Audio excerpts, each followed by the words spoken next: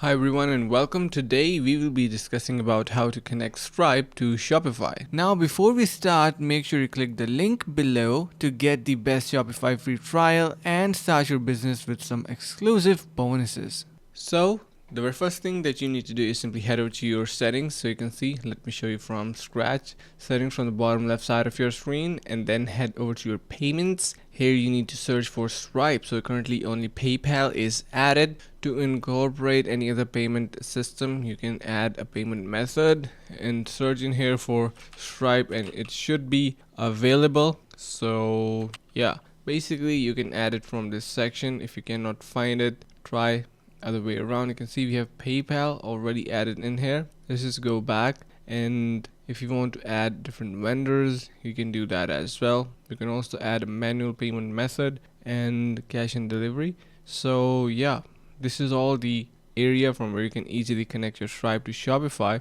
If you still have any questions, you can let us know in the comments below and I will try to get back to you as soon as possible. And hope this video was helpful. Finally, make sure to click the link in the description below to take advantage of our exclusive Shopify free trial to start your business right away.